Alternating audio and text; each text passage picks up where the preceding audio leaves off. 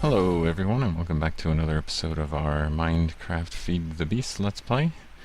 I'm playing with some construction foam today, and just to review some of the details of it, the construction foam itself is made by placing redstone and coal dust and clay dust in a project table with some water. My water buckets are empty right now, so let me grab some water real quick.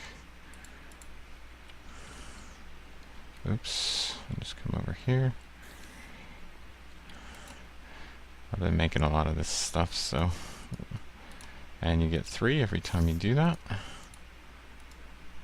And then, what you can do is you can either place it like this,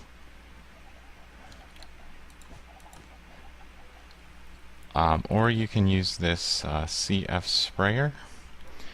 And the CF sprayer is pretty simple to make. You just take a stick and some cobblestone and put it in this configuration. It's worth noting that if you reverse it, it will not work. And then you take your CF foam that you have and you put it in a compressor to get these CF pellets. And then you just put these in a crafting grid one at a time with your CF sprayer, and that fills it up. So typically what people do is they equip their CF sprayer like this, and they go to the area where they want to build. Let's say we want to build a wall right here, and then we put a big blob of CF foam right here, and it goes where we wanted it to go, but it also goes everywhere else, and then we end up having to trim it back to where we wanted it to be. And some people know the trick where if it'll harden over time, but if you want it to harden right away, you can right click it with a block of sand and that dries it. So now we have this hardened CF foam here.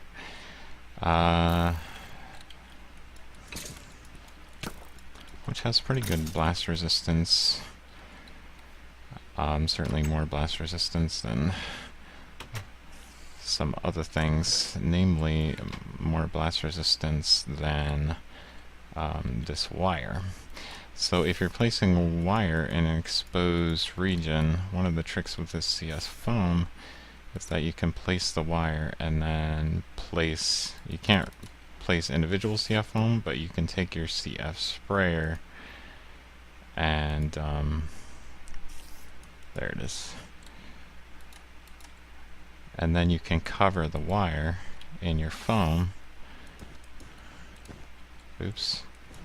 And it'll still link machines together, but then it's a little more protected than it otherwise would be.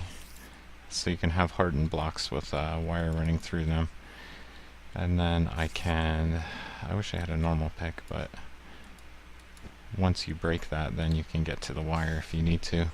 But a trick that some people may not know about is that you can also use these scaffolds to help you in placing your construction foam.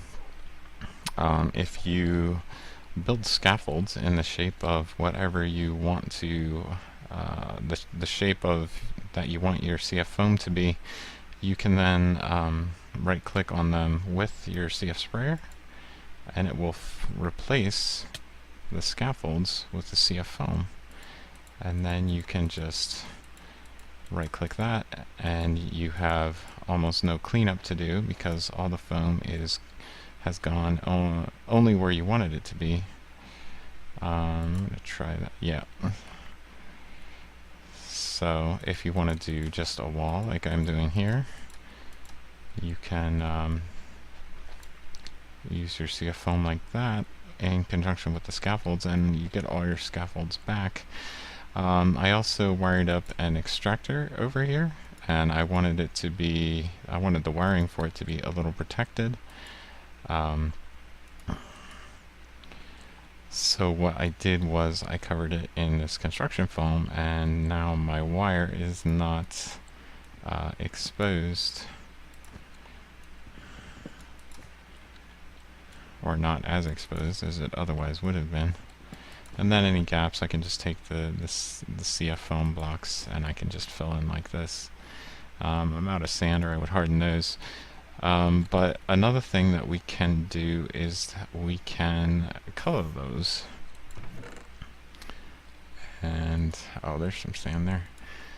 But the way we color them is to make ourselves a paint roller.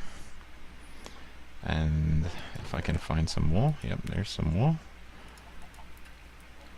I believe, oh, I have the recipe right here. Oh, it's just a painter. So it takes 2 iron and 3 of these to make a painter. And then I take the painter and some dye. I wish I had some gray dye. The ink sacs. There's some ink sacs. And I have some bones. So maybe I can make some bone meal with my ink sacs. Make some gray dye. How do I make dark gray? I guess it was dark gray to start with. Gray. And then light gray. Okay, so regular gray is the dark gray. Which I believe is the default color of the block, so that may not be useful to us, but maybe we'll make white. So we get a bone meal painter when we do that, and then we can equip this and go down to where we placed our CF foam. And I think right click, and we can paint this white instead. I'm not sure how many uses. Oh, you get quite a few uses out of this, so that's good. So if you want to do custom colors of a house or something like that, and you don't feel like dyeing a bunch of wool, I guess you can build the thing out of CF foam. Oh, and we get a regular painter back at the end of it, so that's pretty nice.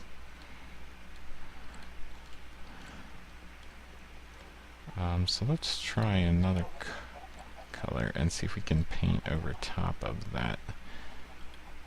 Oh, I had my gray. I should have just used my gray. So now we have gray. So let's compare this to what was there already.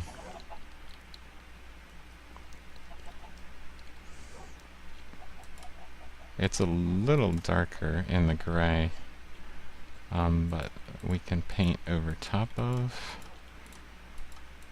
any color that we already painted. It's kind of got like a little stone texture to it. That's nice. So if you want to do patterns and things like that, you can do that. And it's nice that it gives you the painter back, so that if you want to do multiple colors, you don't have to have a bunch of those painters in order to do that. So we'll just do a little checkerboard pattern a little bit. Oh, I ran out. So I can just refill this guy. There we go. So we have a little bit of a checkerboard pattern. I kind of messed it up down here because I wasn't really planning to do that from the beginning. So there we have our construction foam little bit tutorial. But I was just in the process of replacing some of the dirt around here with things that are more interesting to look at. So I decided to use construction foam because I use it on that wire over there. And the rubber tree farm is doing very well. I haven't put fuel in this in a while, that's why you don't see anything in here. But yeah, I hooked up an extractor directly to the hatch under here, so everything's piping directly in, but I have this problem where it is putting things in the wrong place. So if I do that, maybe that will force it to always go in there. Really, a battery would go in here, but I have it hopefully hooked up to a solar panel. I broke through to this tunnel over here just to make it faster to get in and out. So this solar panel should be getting power. I don't know why the extractor is not getting power.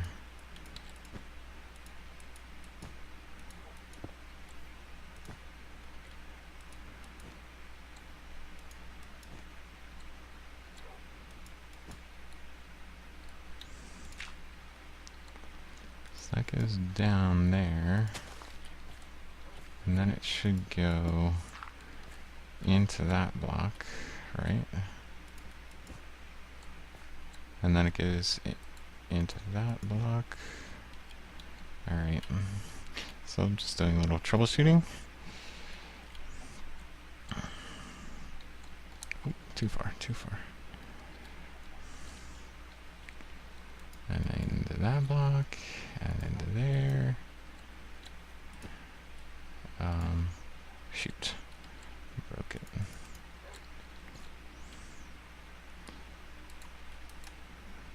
So I'm not sure why this guy's not getting power.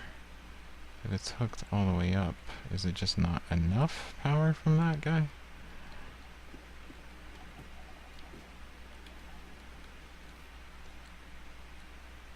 I'm not sure on that one. Alright, small error on my part. I haven't played a lot with the Buildcraft Solar, so I had hooked this up with the regular copper cable, and that apparently has too much resistance for the low voltage coming from the base level solar panel. So that's why it wasn't giving any power to the extractor over there. But now I've replaced it with this ultra low current cable, which is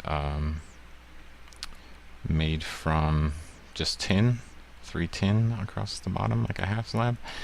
And so everything seems to be going a little better now. So I'm just going to replace that with some CF foam, just to protect it a little bit, and fill some of this in with dirt. And then at some point I will probably hook up some additional solar panels, given that we're getting very low power out of that. I guess it's doing the job eventually, but it is quite slow. So I will probably go ahead and make a couple extra solar panels and put on there. Right, so I've made another 2 solar panels for us. So I will just put those in here. Yep, I see you. And hook up the cable to those as well. And then hopefully that will give us a bit more of a charge on our bat box and make the extractor a bit faster. Of course it's nighttime, so we're not getting anything. One moment while I go sleep. Alright, so let's see what we got. It's a little faster, but it's still not able to keep up with the draw of the extractor.